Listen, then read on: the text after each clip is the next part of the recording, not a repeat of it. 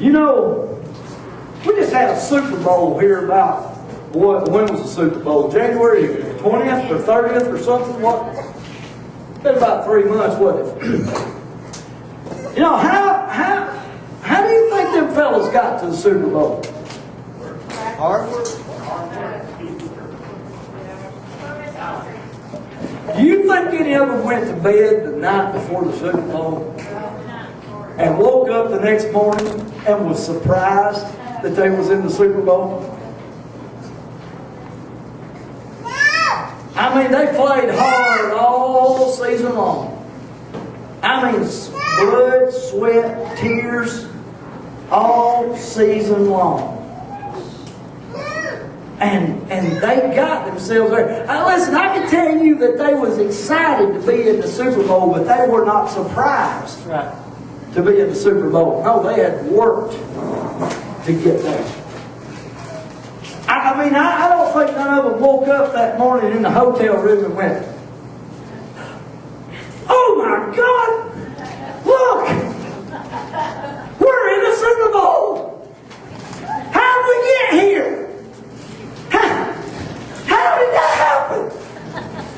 My goodness, I went to bed and I woke up and the next thing you know, we're in the Super Bowl." Come on, brother. I mean, if Josh was here, he might understand with the World Series. Oh my goodness! We're in the World Series! How'd we get here? What happened? I was sleeping and all of a sudden I woke up and the next thing you know, we're in the World Series. It took no effort. All I did was go to bed and I woke up and I was in the World Series. All I did was I went to bed one day. I just went to bed. I didn't work hard. I didn't prepare. I didn't practice. I didn't do anything. I just went to bed and I woke up and I was in the Super Bowl. It was a dream come true. I was surprised. Totally shocked. Caught me off guard. I didn't even know it till I looked down and I said, "Oh my goodness, there's a Super Bowl jersey. Oh my goodness, I'm playing in the Super Bowl. There's my name on the register. How did it get here? What happened?" No, none of them found it out like that. Being in the Super Bowl was no surprise to them. Same as it would be, none of them would be a surprise to be in the World Series. Because folks, I want to tell you something. They worked hard to get where they're at. They worked hard to get where they're at. They endured hardness. They endured a lot of struggle. They endured a lot of pain. They endured a whole lot of struggling to get to that place of prominence, that place of reward, that place of championship. Can I tell you that the race that you and I run each and every day of our life is no different? It's not that we're striving and it's not that we're trying to run this race to be safe. But we're trying to run this race and live out this life and live through the struggles so that we might be a blessing to God and that He may be a blessing in our lives and that blessing may even overflow into other people's lives. And that means that if you and I are going to live this Christian life, there's hardness coming. There's trouble coming. There's going to be some tough times that's going to take place in our life. And you know, we let petty things foul us up so much. We let the little things. I had a guy that was talking with me here a while back. I think I shared it with Mike here the other day, and we was talking about stuff that you do to automobiles and cars and stuff. And Frank, you can probably relate to this, being in the car stuff too, is every little thing that you do to an automobile or a motorcycle or anything like that, every little thing that you can do that will add value and enhance it, helps it in the end. It helps its value. And so many times in the Christian life, we're looking for the big flash in the sky. We're looking for the big change to happen. But it's those little things that we wake up every day with. It's those little bitty things that we begin to add value into our life. that God begins to change us and bless us. And we look around at 5 years, 10 years, 15, 20 years down the road, and we see that by enduring that hardness, by going through that tough time, that God brought us to a place that we're much closer to Him and we're walking with Him and our life has changed. Our relationship with Him has changed. Our relationship with one another has changed. That temper that we've had, and it's good to have a temper, but you've got to know how to control that temper.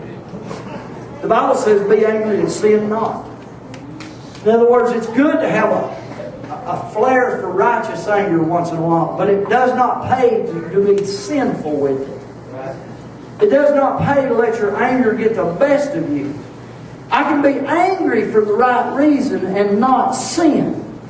It makes me angry whenever I see people done an injustice. It makes me angry when I see politicians that vote things into office that they should not be voting on. It makes me angry whenever I see people that steal from other people that are poor and people that need it. It makes me angry at these things. But listen, I can be angry and mad on the inside about that, but I don't have to go out and sin over it.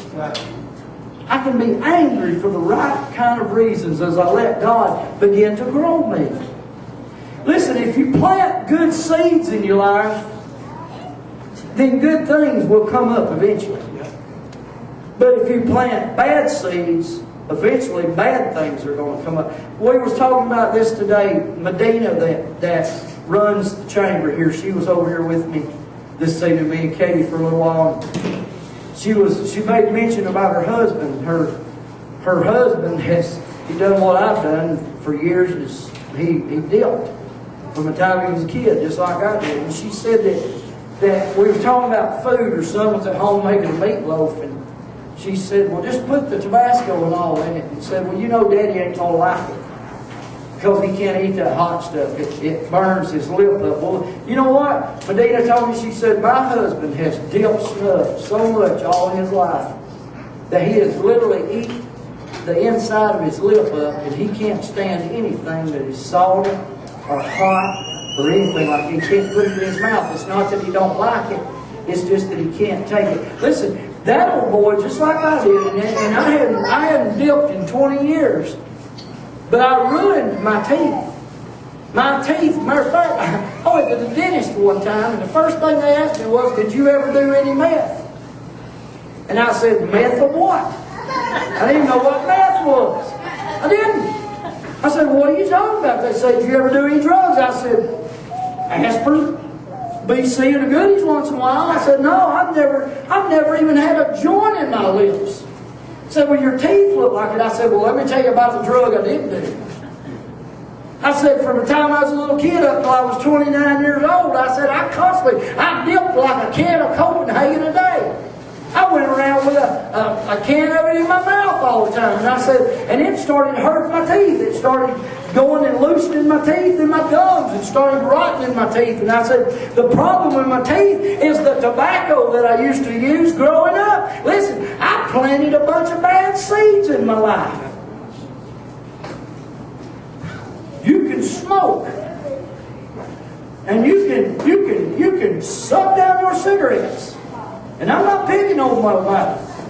But if you get to coughing and hacking one of these days, and you go to a doctor, and that doctor, he or she looks you square in the face and says, you got lung cancer, don't you be surprised.